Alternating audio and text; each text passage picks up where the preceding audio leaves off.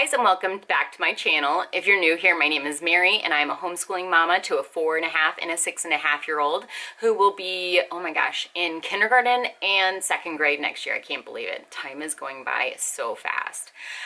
Specifically with time going by fast, I feel like this current school year is just speeding along as well. So we have already started looking at curriculum picks for next year. It's still fairly early, so things could change, but I do find that it is helpful to have at least an idea, if not everything settled with your picks, so that you can start looking at really great deals, discounts, because there's gonna be so many sales between now and then. It just really helps us when we're looking at staying within our budget for homeschool if we can figure out things ahead of time.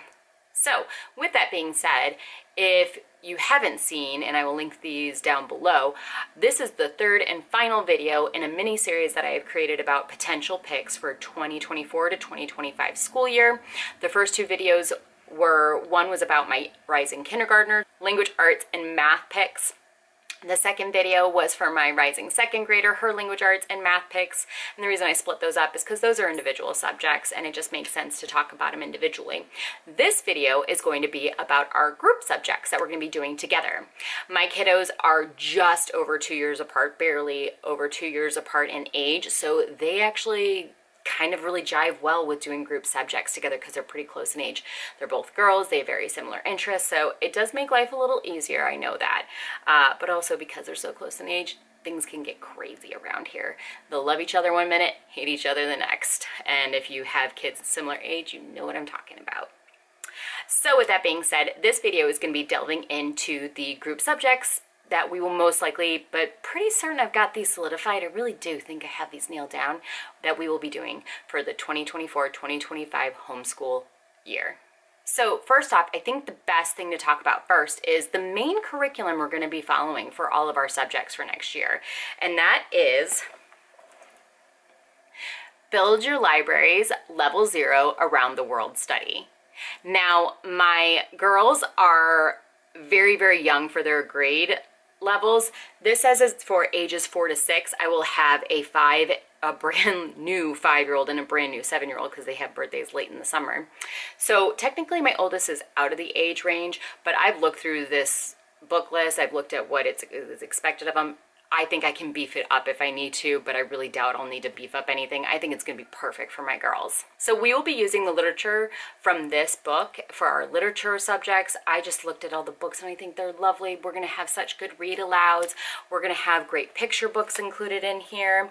I've already started to kind of plan out the first couple of weeks, but the spines that they have for everything are fantastic. So they have literature books, they have books for tales, they do have poetry in here, which we will not be doing. That is the only subject from this curriculum that we will not be doing. But the reason I went with this is because I think it's very important for the girls to have a strong foundational understanding of our globe, our planet, the different countries, the different continents, where things are, because after this year, we will then start going through the histories. So we'll start going with ancient, medieval, early modern, and modern.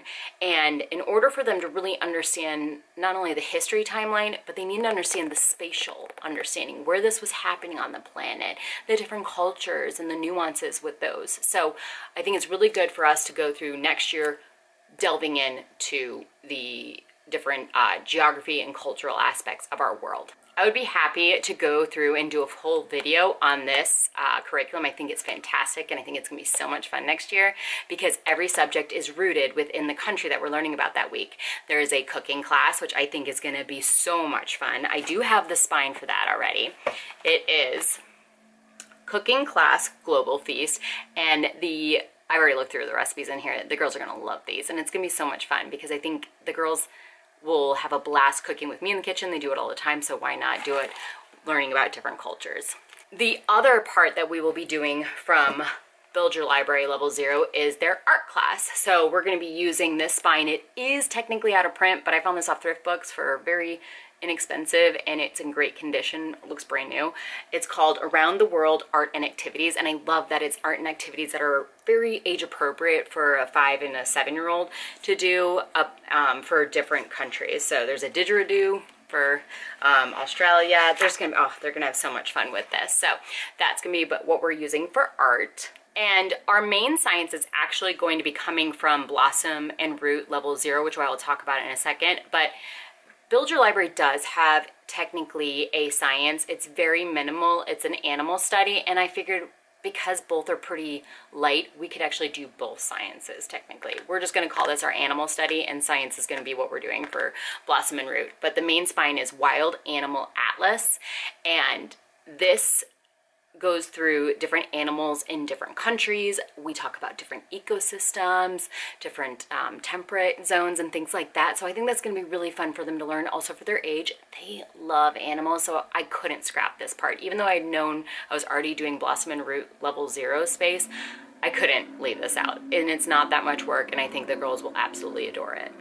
Okay, that's it pretty much for Around the World Build Your Library. The only thing I will add is that we will most likely be pulling in some books from Torchlight Level K, which also has a geography component, and we have a lot of those books anyways. So I think we will be pulling in some of that, but this is going to be our main spine. If we do nothing else, it will be Build Your Library Level 0. Next, I'd already talked about it, science. So I wanted to share with you, I made the girls, and again, did this on Canva, super easy.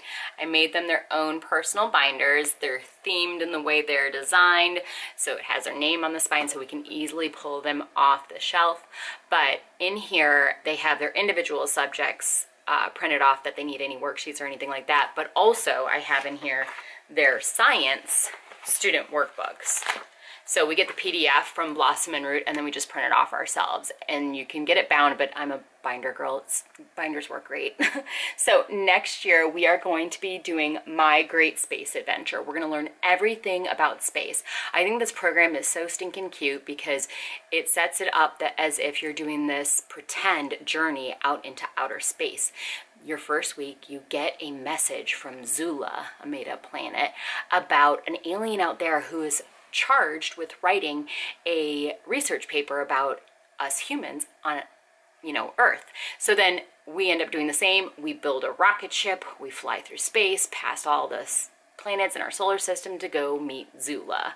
So I think it's going to be a really fun, interactive year. Next year was learning all about space. The girls love space. They are just, they are ready to go. So this, again, like I said, I think this pick's 100% happening. If we did anything other than space next year, there would be a mutiny in my house. Okay, next. I think this is the one I am the most excited about, and you will know why when I put this binder up on screen. Because I was a 90s baby. I was born in the 80s, but I was a 90s baby. And I grew up with American Girl dolls. And my kids, I recently introduced them to American Girl doll last fall. And I bought a few of the books off Thrift Books, and they love American Girl. So I've decided, even though they're in kindergarten, second grade, it's not that important that we go through history right now. I did want to do this one. I think it's going to be fun. 2, I think it'll be a good, very gentle introduction to American history. Our American history is not a very happy one at times. So you have to be careful when you're talking to a soon to be 5 and 7-year-old about it. But I think through the girls that are picked, they all have different backgrounds. They come from different places and different times within our American history. It becomes this relatable thing because they can imagine being, Molly or Samantha. It just allows them to connect the dots better. I'm not saying they're going to remember the dates of all the battles. They probably won't even really go into a ton of that, but it'll just give them a gentle introduction so that when we go back through it again in late elementary, early middle school, they'll kind of already have a sense of things, right? So this one is one that I really wanted to decide if I was going to do it sooner rather than later, because I really needed to start thrifting the books for this, because none of the books are in print for this anymore, but there are a ton of them out there. And Thrift Books, man, they had all of them. So I was able to kind of slowly get those over time and not break the bank, but also take the time to find them at the best price for myself. So it is a 8-unit study, technically 4 weeks for each unit, and each unit is one of the girls. So to go into the scope of it real quick, We've got Kaya, Felicity, we've got Josephina, Kirsten, Addie, Samantha, Kit, and Molly. So it goes from 1760s to the 1940s. So we finish up with World War II. So I think this is going to be a great program. It's got a lot of hands-on narrations, notebooking. Oh my gosh, the girls are going to love it. There's lots of arts and crafts, and my girls are into arts and crafts. So I probably will be doing a whole video alone on this curriculum and probably do some updates. I might do an individual video on each American Girl and tell you guys how they go, because I mean, the girls are like, can we start American Girl history yet? I'm like, no, we gotta wait till next year. We got too much going on right now. So this one I am super pumped about. Last but not least, for group subjects, we are going to be doing Spanish. We're doing Spanish right now. We're utilizing it's technically a preschool level Spanish curriculum, but I think it's pretty good for my first grader, so we're gonna keep going with it. It's from SpanishMama.com. I'll link it down below. It's off Teacher Pay Teacher. The girls have loved it. It's Los Politos dicen, Los Politos dicen. Don't come for me. I'm not a native speaker, obviously. I probably butchered that. But, and there's 4 or 5 units. We are through the second unit, so we will finish it up next year. I have some ideas of what I will do after that, but I haven't solidified those yet. I'll talk about those later. And then one other thing that I was going to mention, we're going to do a unit study at the end of next year. So Build Your Library is only 30 weeks curriculum. Normally a full year of curriculum is generally 36, or at least that's what we do for a year. So we have 6 weeks of nothing to do for this, right? We'll still be doing history, we'll still be doing our writing, math, grammar, all that. But I think what I'm going to do is I'm going to get Build Your Library's pre-history unit. It is a 6-week unit study on prehistory, so pre-ancient times. Because remember, the following year we're going to start doing ancient history. So doing a prehistory study at the end of next year would work really well to set us up for the following year.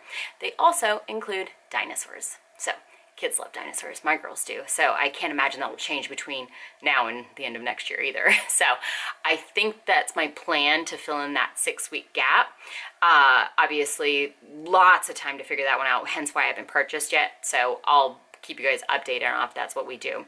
There's also another unit study from Blossom and Root that is specifically a dinosaur study, so I'm trying to decide if I want to combine those or not, but that's 13 weeks, so that would put us into the summer. So lots of ideas floating around in my head about how I want to do that. If anybody has done the combo, because I know that it's very popular to combine those two for prehistory and dinosaurs between Build Your Library and Blossom and Root, if you have, please leave down in the comments if it was a great idea, how you did it, because they are very much different lengths and they kind of focus on different things. One's more about early man with some dinosaurs, the other one's like really heavy on dinosaurs, so, and I'm trying to figure all that out. But that is it. So as you can tell, the way I was talking about these subjects and the fact that I have a lot of the stuff already for them, these are pretty well set. However, I am not above changing things, even if I purchase stuff for it, because at the end of the day, my kids' education is important, and I'm not just going to power through something that might not be the right thing for them because I already purchased it. I can resell it or just eat the cost, right? It's my kids' education. It's important to do the right thing. So that's pretty much it. I, of course, will do an updated video when we get closer to next year and tell you if we are officially doing these things or not, 100%, not 99.9%. So if you guys like this video, give me a thumbs up. If you are new, please hit that subscribe button, and I will see you guys in my next video. Bye.